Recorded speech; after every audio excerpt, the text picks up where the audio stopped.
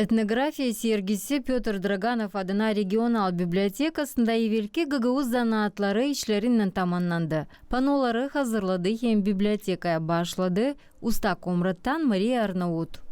Çekeceğim anamdan. Hepsini ne bilirim ben. Yelinden yapma. Önce ne bilir karlar kendi ailesinde yapma. Ben öğrendim ondan. Da dedim onu koyayım yılk. Üzere hepsi çekilir anadan. Bu pano sargıda dizili bu portretler. Üzere bu adalı benim babama o yarım yıl çobanlık ederdi. Keptar dikerdi, kalpak dikerdi. Burada öyle düşündüm yapayım bir çağıracak hani çağırıkla gezerdiler. Bu panoyu isteyen gösterme. Bu portrette belli bir yorgan yüzü niye soy? Onlar dokunmuş hepsi. Gittim böyle küçücük yorgancık da bıraktım onun bir başını boşta sarmadım onu. İleri insan zor yaşardı da çarşaf da kullanmadılar. Yorganlar böyleydi, düpedüz. Bibliotekanın uzmanı Evgeniya Lulenova çizgiler anne kurumda Gagauzlu'nun Yömür Köprüsü sergisi Gagauz köşesinin ilerlemesi oldu.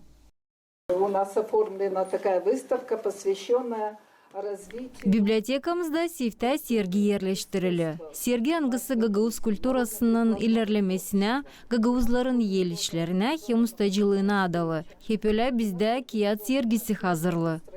Выставка, посвященная борьбе гагаузского народа за становление Гагаузии. Halk ustacılığını sevenler, musafirler Arnavut Maria'nın yakın insanları yapılı işlerin pahalılığını açıkladılar. İstedim seni mesela annem, babam gözümde göründü, babam.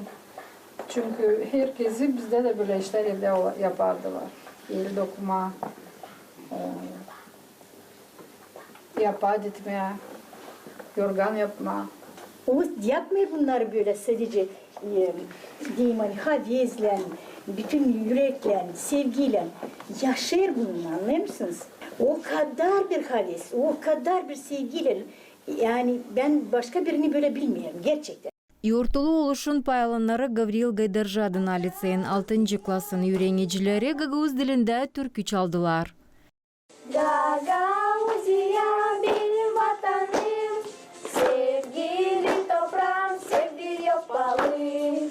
Gagauzia benim vatanım, Gagauz yeri, Gagauz yeri. Piyetçi, Kirsova köyünde ana baba evi müziğin yöndericisi Galina Sirkeli Arnavut Maria şiirini okudu.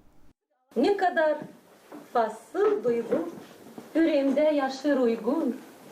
O saygı yevellere, o pasız işlerine, o kulturanın varlığı, halkının büyük ustalığı, temeli adetlerde, ailenin kuralında.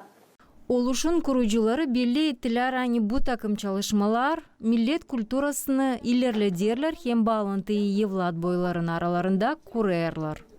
Svetlana Dimitrogla, Grigoriy Stavилов, Irina Rezunets, GRT Haberler.